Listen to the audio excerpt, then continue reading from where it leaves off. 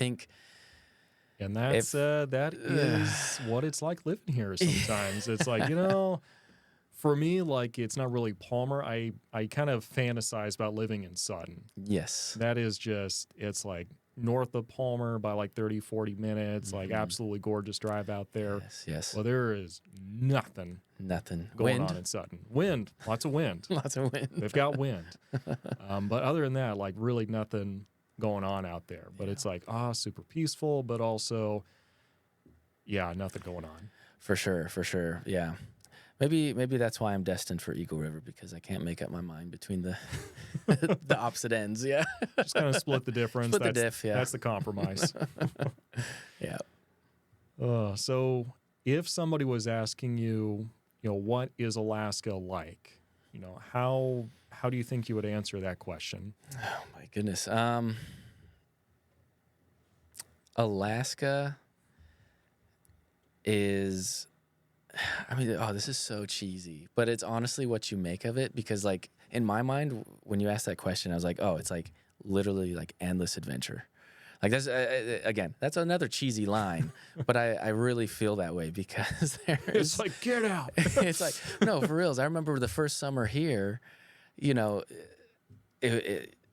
had a decent amount of rain. I feel my first summer here. And so whenever like the rain stopped and the sun came out, I was like, I literally got stressed. It's like, oh my God, like we have to do 7 different things today because like the sun's out. We have to do this hike. We have to go to this store. We need to check out this market. We need to ride our bikes in this trail. Like it's a frenzy. Like once the sun's out, like there's so much stress to get out and do stuff. For reals. It's a good problem to have, but it's still a problem. It's a wonderful problem to have. So it's stressful, but in a good way. So honestly, it's what you make out of it, but it can be a literal endless adventure. There's so much to do and so much stuff to check out. And it's perfect for people who like an easy escape.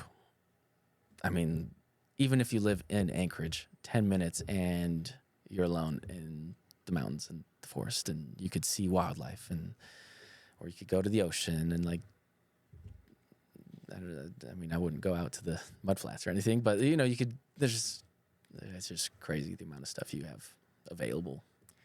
Yeah, and I was thinking about this the other day because I went down to Seward and just wanted to hang out for a couple days, kind of disconnect around the holiday times.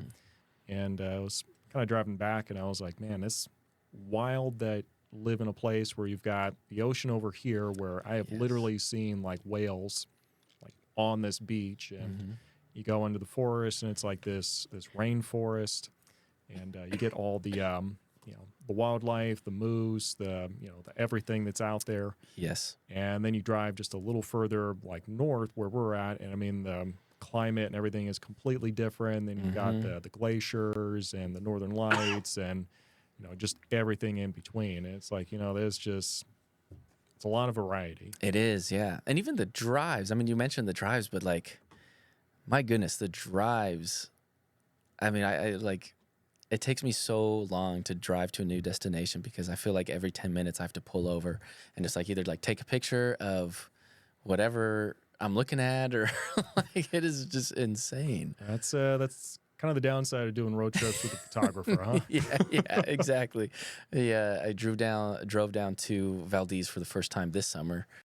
And yeah, it took about like 2 hours longer than it usually takes just because those views are insane. It's insane.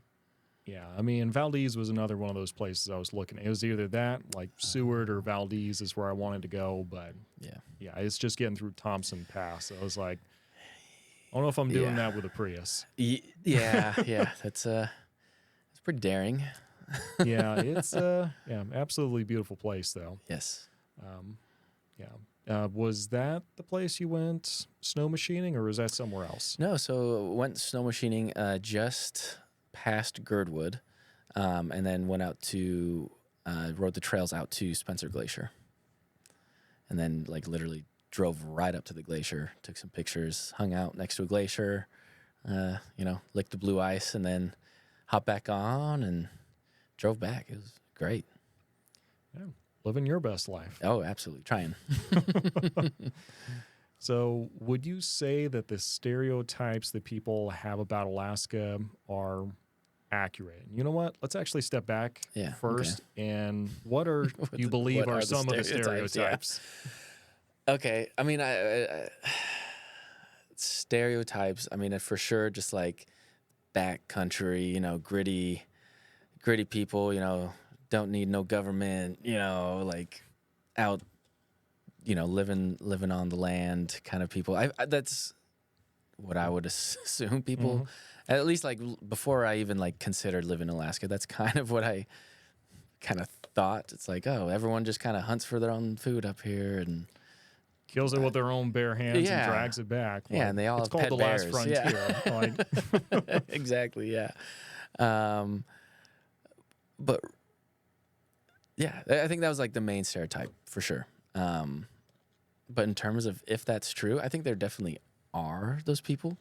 Um, they're way more friendlier than I originally thought, though. I mean, they're kind of like what I mentioned with like the veteran and also just like the hunting community in general. They probably won't show you their good honey holes, their good hunting spots and stuff, but they will absolutely sit down and talk to you and help you get on your own feet in terms of like hunting and stuff. So yes, there are those like, gritty huntsman type of people that, you know, live out in their cabins and hunt for their pretty much everything, but very friendly folk.